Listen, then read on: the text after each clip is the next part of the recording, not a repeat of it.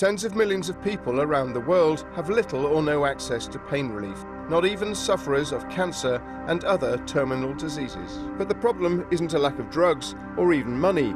Morphine, the most effective pain reliever, costs just pennies to produce. Why are so many people being left in agony? Isn't freedom from pain a basic human right? We have enough morphine supplies, but we can't administer them because of these wretched rules.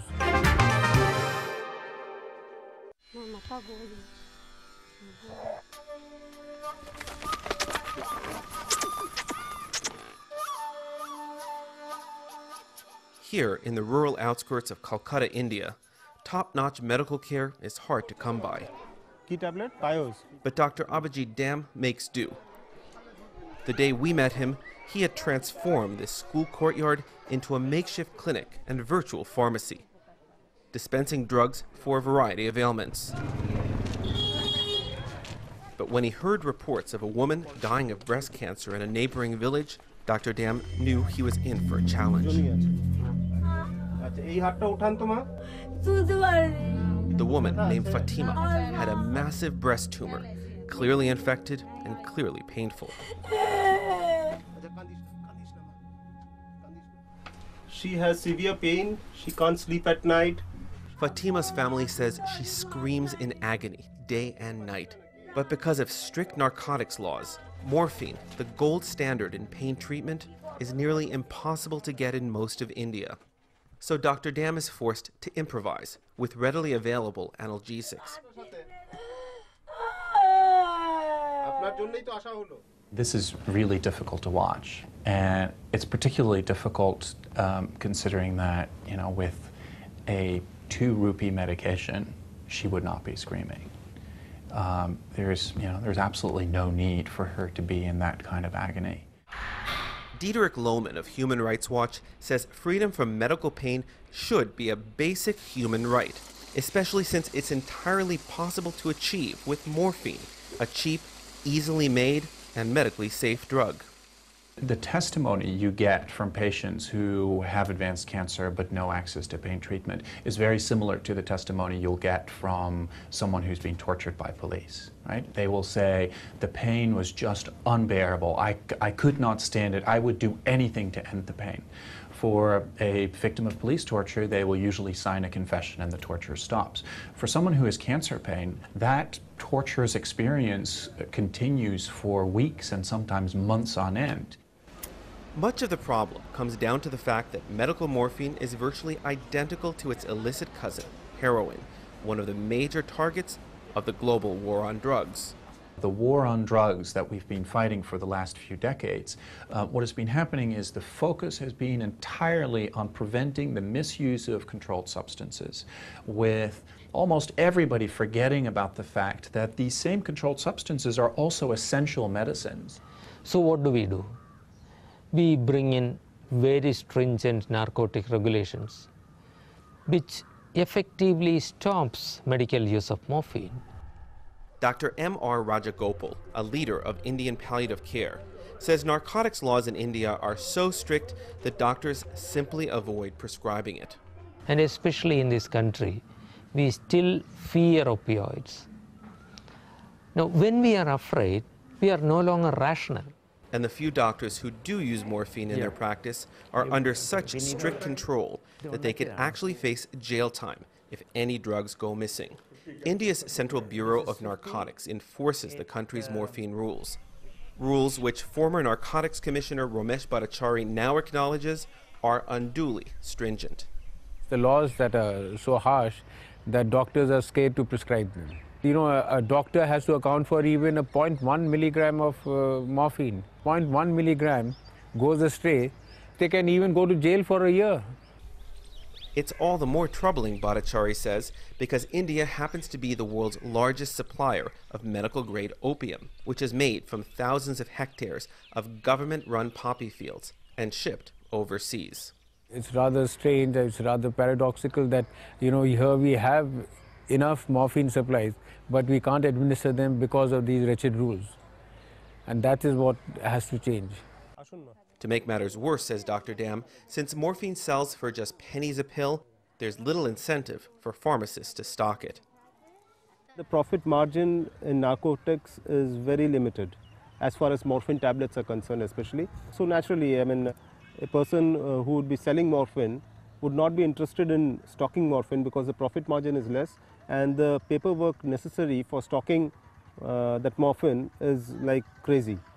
And since there's so little demand for local morphine, India's lucrative pharmaceutical industry largely doesn't bother manufacturing morphine pills. Because of the strict controls, nobody wants to take up the challenge of manufacturing morphine tablets. Yusuf Hamid runs Cipla, one of the largest drug makers in India. Making tablets is the easiest thing possible. But when I make the tablets, the paperwork required for me to give those tablets to various institutions is absolutely massive. In the US, Canada, and much of Europe, simpler drug laws and the marketing power of pharmaceutical companies make access to expensive brand-name prescription painkillers much easier. But even some wealthier countries suffer from lack of access to opiates. As this map shows, people in more than half the countries around the globe have limited access to medical morphine, and of that number, more than half face severe shortages of pain medication.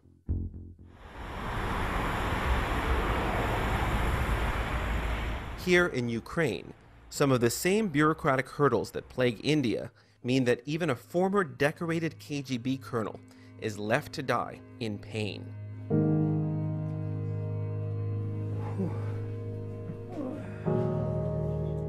Artur Shumanov has stage 4 prostate cancer and is living out the end of his life alone and suffering.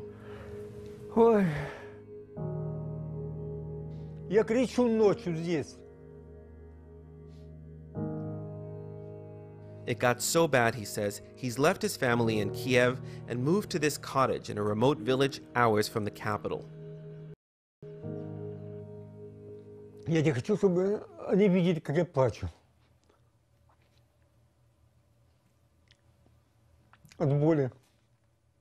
The undertreatment of pain is a huge, huge issue. In Ukraine, pain is part of life. Mm-hmm.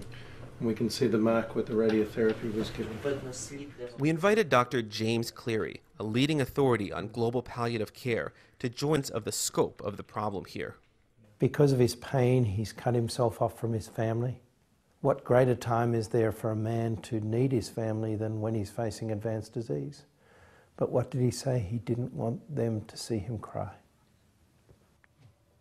Artur has found his own way to numb his agony. И так каждый день бутылка. And if it gets bad enough, Artur showed us his other plan to stop the pain.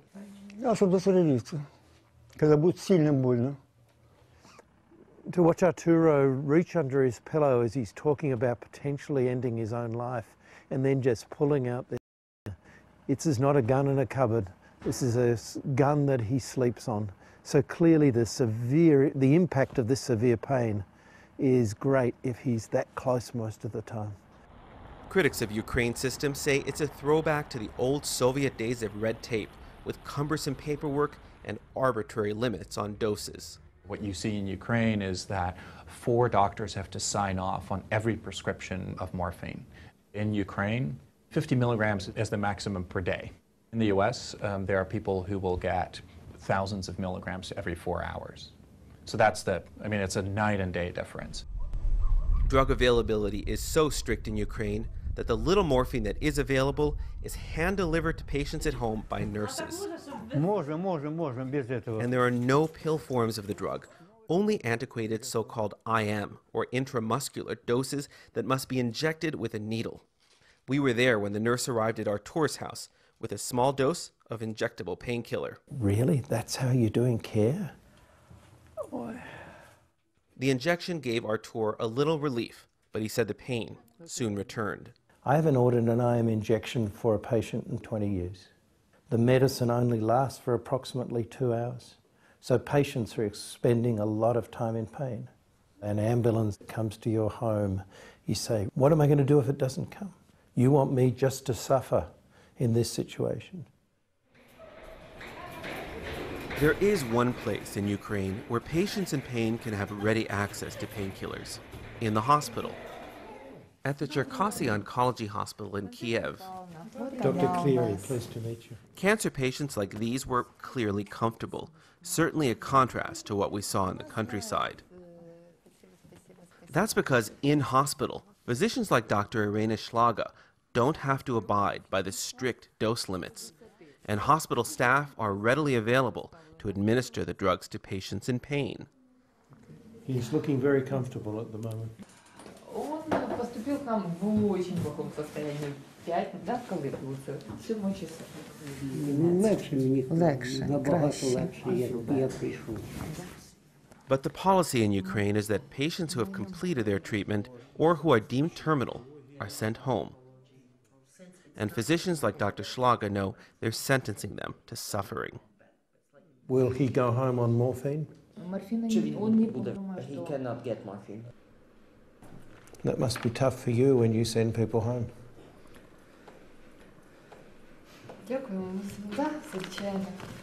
Thanks for understanding.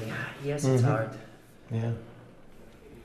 And once they go home, it's not just the patients who suffer. It's also their family members.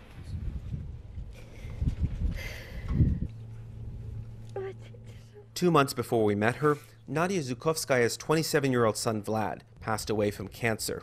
Влад и другие, они же ушли на тот свет замордованными. Они ушли, не просто ушли, они замученные.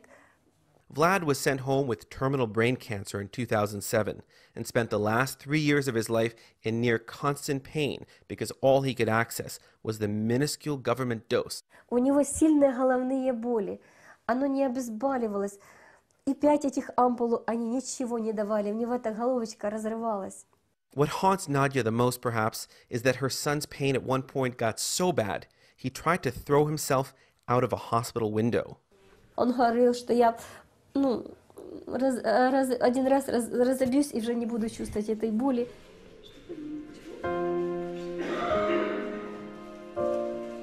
Vlad survived the suicide attempt, but he suffered for 2 more years until he died at home.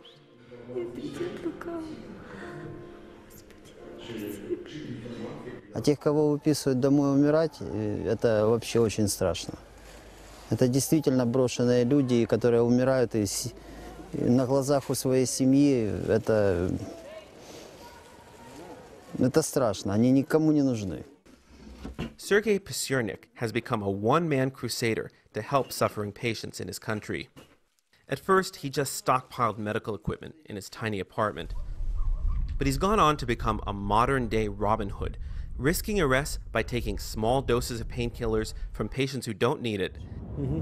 So this contains 7 milligrams, 8 milligrams of morphine in it. And delivering it to those who do, all for free. So is this legal, what you're doing? Нет, за это, если нас остановят, посадят в тюрьму. No, if we are stopped, we will be taken to prison. The punishment in Ukraine for illegal narcotics distribution is 3 to 5 years in prison. Artur is one of Pysurnik's stops. Every few weeks, he brings the old man a supply of painkillers to supplement the small government-approved dose he gets from the nurse.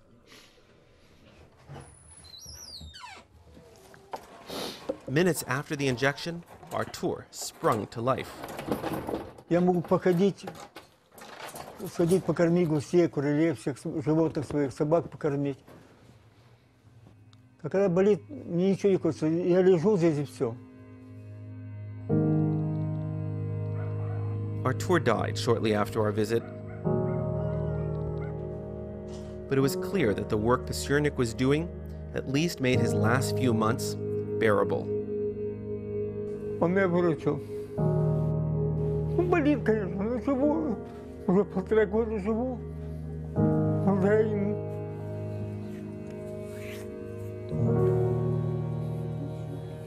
Спасибо, Сережа.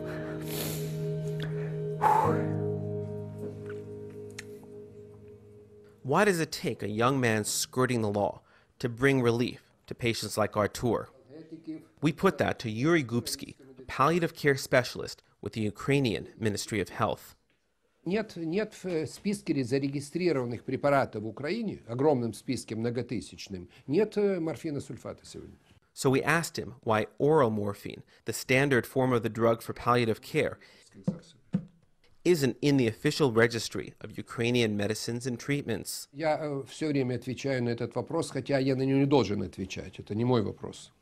Я получаю ответ, что в действительности фармацевтические фирмы не представляют заявок на регистрацию таких препаратов.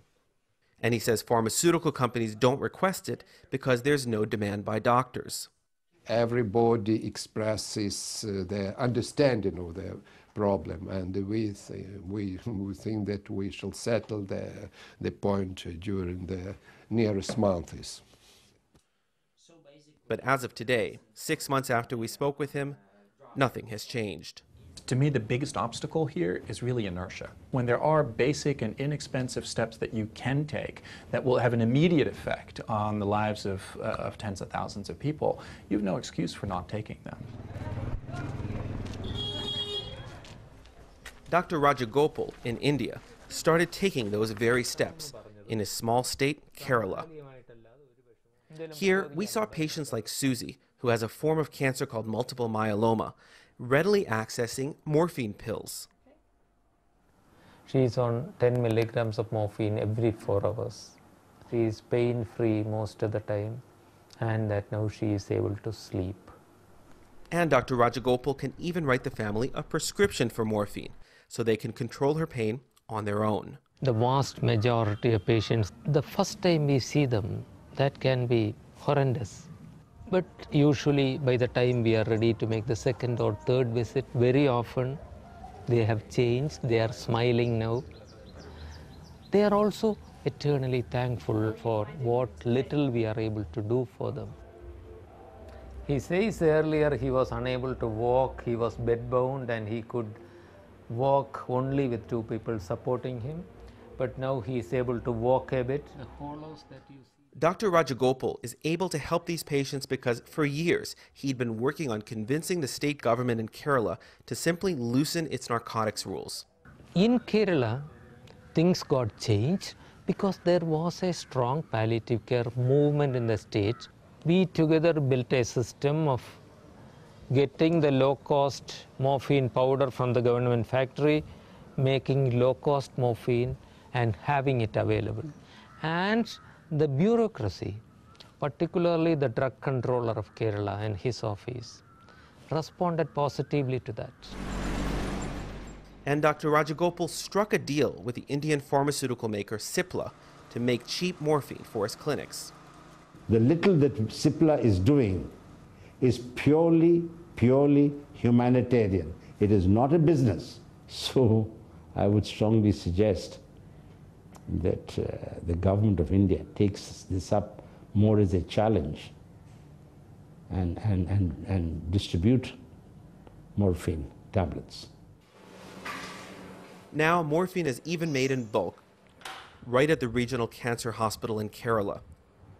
So patients with potentially excruciating tumors can lay quiet. Children with cancer can at least enjoy their afternoons in comfort. But the improvements in India are only in the tiny state of Kerala. There are still 27 other states in India where access to morphine is limited at best or simply non-existent.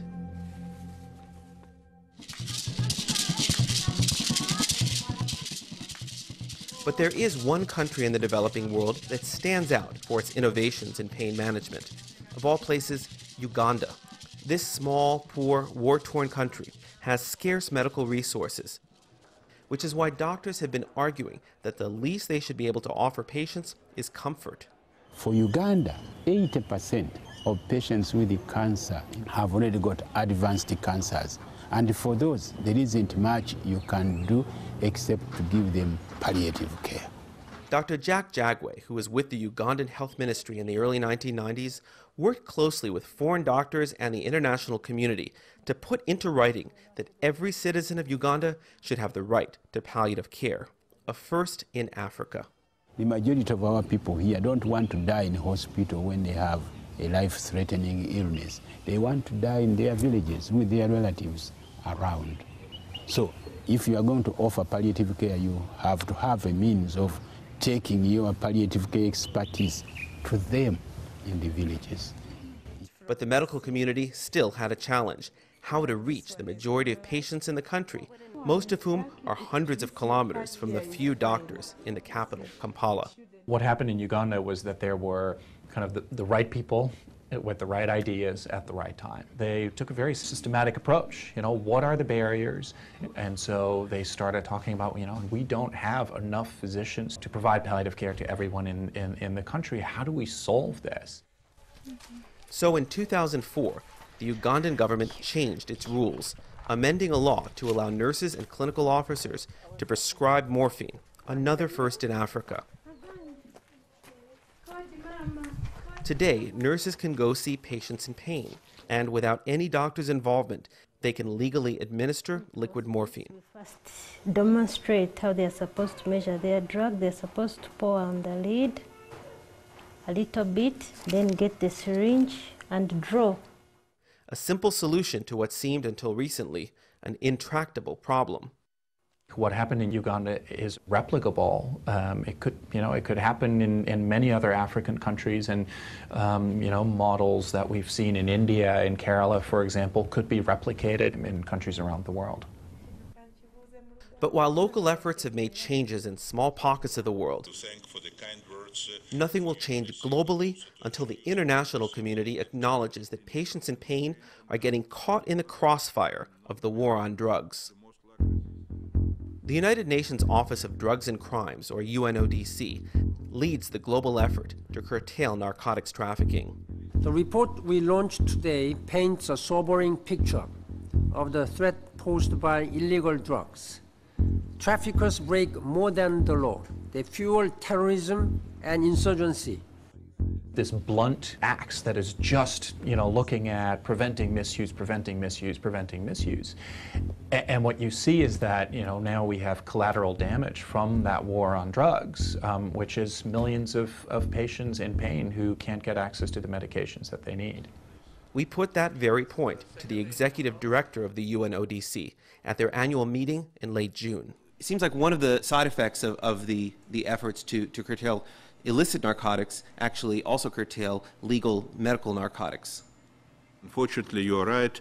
In some parts, especially in developing countries, there is not enough access to this kind of licit medicines. We're looking in favor to encourage government to allow patients to get legitimate access to these substances, of course, under strict medical control. This may be a good first step, since until recently, the UN hasn't publicly acknowledged the problem. See, you can see the twitching. But patients will continue to suffer until these global bodies actively work with countries to exclude medical morphine from the war on drugs. And that simply hasn't happened. Don't you think that people deserve palliative care? Don't you think that people have a right to die with dignity? I do believe so. It's just because I believe so, I do what I do. We need to be such a nuisance that officials say, well, it's easier to do what they're asking us to do than to have to keep up with, with them knocking on our doors. The saddest part is there has been no systematic evaluation of the problem. In some pockets, like in Kerala or in Uganda, some enterprising pioneers bring in a system that is locally suited, but they are in pockets. I'm just praying for the day when there will be an evaluation of the burden of suffering in the developing world and an action plan aimed at overcoming it.